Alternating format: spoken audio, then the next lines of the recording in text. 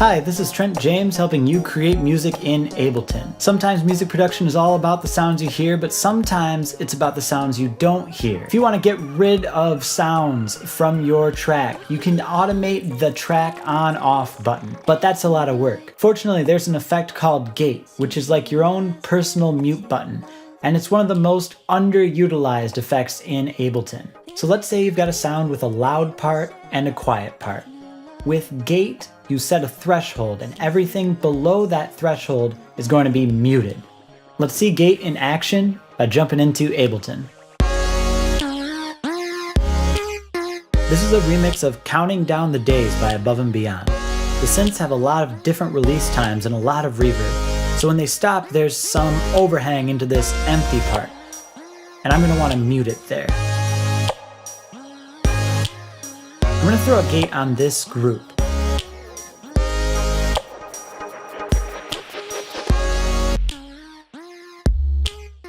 Similar to the compressor, the gate also shows you gain reduction.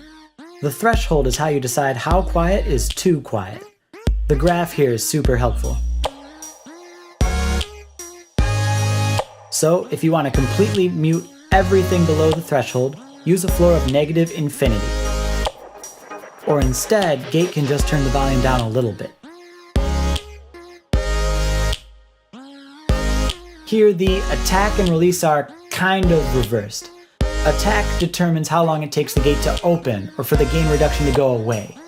With a longer attack time, these synths kind of fade in.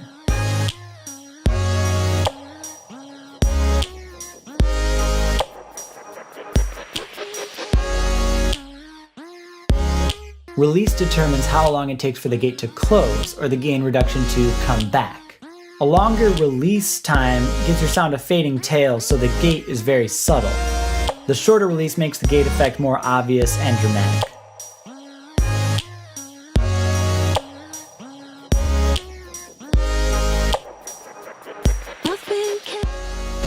So the synths are sounding better, but the snap sounds kinda lame. If you saw my last video, you know that this is going to need some reverb. Reverb works really well in combination with a gate. Gated reverb is how you get that cheesy Phil Collins snare. Let's see how that works on this snap.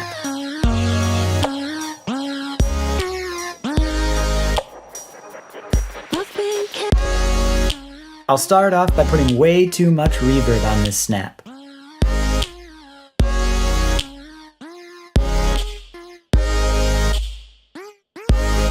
And I'm going to do something called freezing the reverb, meaning the decay time becomes infinite. This sounds horrible with the whole mix. But if I put a gate on it, it becomes bearable. And now I can control the decay time using the release knob.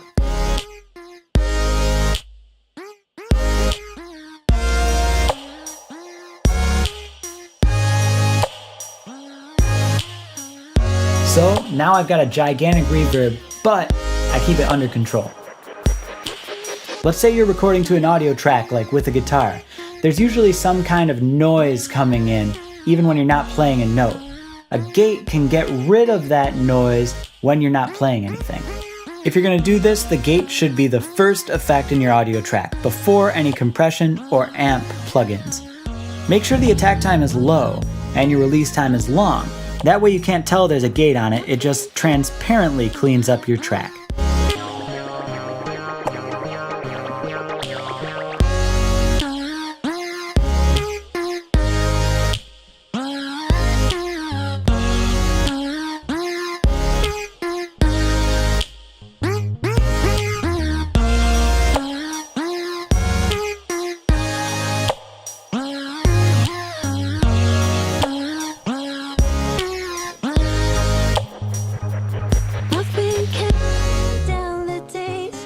So there's a lot more uses for the gate than I can fit into this video.